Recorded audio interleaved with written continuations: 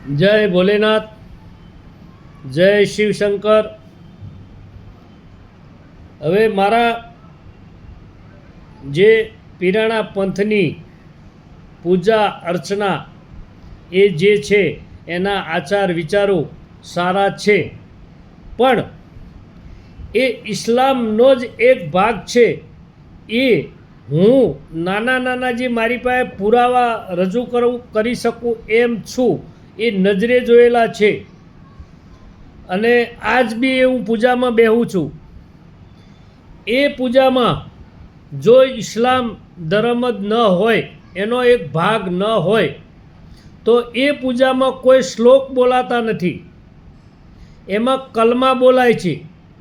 અને કલમામાંય કેવું છે કે જે આજે ભક્તો જે પૂજામાં જે બહુ નિષ્ઠાવાન એમના ભક્તો છે, જે બાવાજીના, એ તો એ કલમાનું ગુજરાતી જ નથી આવડતું. બીજો મુદ્દો મારો એ છે કે જો એ આખી પૂજા પૂરી થાય ત્યાં સુધી કોઈ એકવાર મારા હરિ, કૃષ્ણ, રામ કે શિવનું નામ નથી આવતું. હા, એ લોકો પાછા જે અંધ ભક્તો છે ને, જે અભણ છે, જેને ક્યાંય પુસ્તક વાંચ્યું નથી, કોઈનું પુસ્તક વાંચેલું એને સાંભળ્યું નથી, એ રહે અમારા બની બેઠેલા અંધ ભક્તો. હું તો એવું કહું છું કે એક બાજુ એમની ઠગ વિદ્યા ચાલુ છે, એવા ઠગ ભક્તો એ પાછા આખા અમારા ગુરુની ભેટી બોલે ઇમામ શાહની, એને શ્લોક સમજે છે. ઘણા મારા ભક્તોના પ્રત્યાઘાત રૂપી એ લોકો બેઠા હોય એટલે ચર્ચા કરે, એટલે એ રહે ઇમામ શાહની આખી ભેટી બોલી જાય કે ફલાણા ગુરુ પછી ફલાણા થયા, ઢીકડા થયા. અલ્યા ભાઈ, એની મુસ્લિમ જે હોય એની પેઢીથી તમારે સનાતનને લેવા દેવા શું? આ તે કંઈ શ્લોક છે? માનો કે હું તમને એક દાખલા રૂપી આપું કે આકાશાત પતિતમ તોયમ યથા, આકાશાત પતિતમ તોયમ યથા ગસ્તી સાગરમ સર્વદેવમ નમસ્કારમ કેશવમ પ્રતિ ગસ્તી. આકાશમાંથી ટીપે ટીપું પાણી પડેલું એ નદી દ્વારા, તળાવ દ્વારા, નાળા દ્વારા સાગરમાં મળે છે, એમ તમે કોઈ બી દેવી દેવતાઓને દર્શન કર્યા છે, એક મારા ભગવાનને મળશે. એ એક શ્લોક છે. એક મને જે કાલીવાલી ભાષામાં આવડી હું એ વાત કરી એ રીતના એ કલમાનું ગુજરાતી કરી આપે. એમને ખબર જ નથી. કલમા એટલે એમને સદુદ્દીન બાવાએ આ કર્યું, મીમાંસાએ આ કર્યું. આ એમની પૂજાની વિધિ છે. બીજી પૂજાની વિધિમાં એવી વસ્તુ છે કે અમારે જે ઘરનું વાસ્તુ હોય, સારો પ્રસંગ હોય, તો એ આર્ય જ પૂજા, આ આર્ય જ કલમા, અકલા હો લલ્લા રસુલલ્લાવાળા. અને છેલ્લે એમને પેલો જે ઘોડો અને પેલું શું કહેવાય એ આ તાજીઓ, એના પ્રસંગમાં એ જ બતાવવાનું. અને એ જ પૂજા પાછી ઉઠાહણું મરણ થઈ ગયું હોય તો મરણ તિથિમાં આર્યા જ શ્લોકો. અને આજ જે એમની વિધિ છે, આ બેયમાં એક શુભ કાર્યમાં પણ આર્ય જ વિધિ. ઇસ્લામના જે છે ભક્તો, એને હું વાત કરું છું. તમે એમાં હિન્દુ ધર્મમાં આવો તો આપણે માળ બંધાઈએ છીએ, બરાબર છે.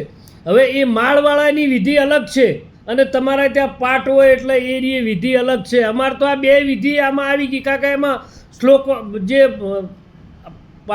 જે કલમા છે એમાં તો કંઈ ખબર નથી પડતી, એટલે એમાં બધું ચાલે.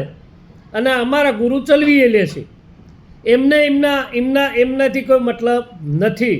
હું તો એટલા માટે જગાડવા આવ્યો છું કે તમે જે કલમા બોલો છો એનું જો તમને ગુજરાતી ન આવડતું હોય અને એ તમે મને સમજાવી શકતા હો કે હા આ બનેલું છે આર્ય વિધિમાં, જો એ સમજાવી શકતા હો તો તમે અહીં પાઠ રાખેલો હોય, વાસ્તુ રાખેલું હોય, એ નિમિત્તે જે પૂજા હોય એ જ પૂજા એ જ વિધિ મરણ વખત, ઉઠાણા વખત અને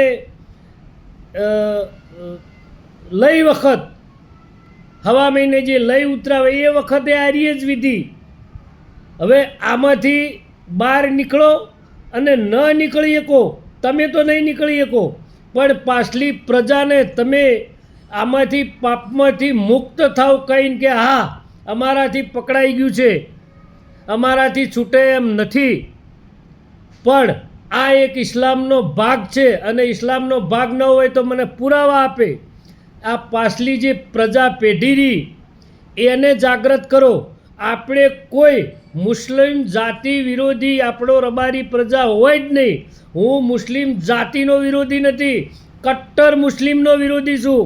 મારા તમારા કરતાં બી મુસલમાન ઘણા મિત્રો છે. મેં ઘણી મુસ્લિમ બહેનો મારી ધર્મની બેન બનાવેલી છે. હું એનું જે યથાશક્તિ થાય એનું પાલન કરું છું આજ પણ. એવું નહીં સમજતા કે મુસ્લિમ મારા દુશ્મન છે, નહીં. જે કટ્ટર મુસ્લિમ તમને જે ગમે તે રીતે ભોળવીને, ગમે તે રીતે બ્રહ્મ રાખીને અને આ ધર્મનો એક શેડો પકડાયો છે, એ તમારી પેઢીને ચોખવટ કરો. હું તો આટલું જ કહું છું. પછી પેઢીથી છૂટે કે ન છૂટે, તમારાથી તો છૂટશે નહીં અને તમારે છોડવાની નથી. કારણ કે ઇમામ છે ત્યાં સ્વર્ગમાં તમારા માટે સીડી લઈને તૈયાર જ છે. એટલે બધાય મારા શેવાળાના ભક્તો ઇમામ શાહ ત્યાં ગેટ ખોલીને બેઠા છે સ્વર્ગમાં. એટલે તમે જેવા જાઓ એટલે તમને સીડી ચડાવી દે, એ તમને મુબારક.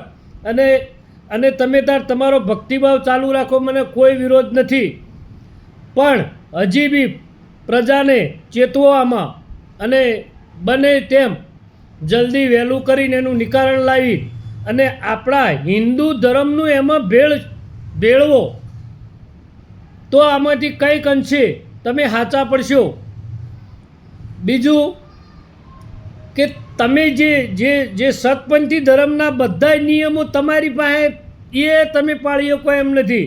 એટલે તમે હદ વચ્ચે આવીને તમારી નાવડી ડૂબે એના કરતાં તમારા ભેળી તમારી પ્રજા અને ભણેલા યુવાન છોકરાઓના નાવડા ન ડૂબાડો. એવા મારી હાવ અંતર આત્માથી તમને વિનંતી અને પ્રાર્થના છે કે આમાંથી જાગો અને જેટલા જગાડી શકાય એટલાને જગાડો. જય વાળીનાથ.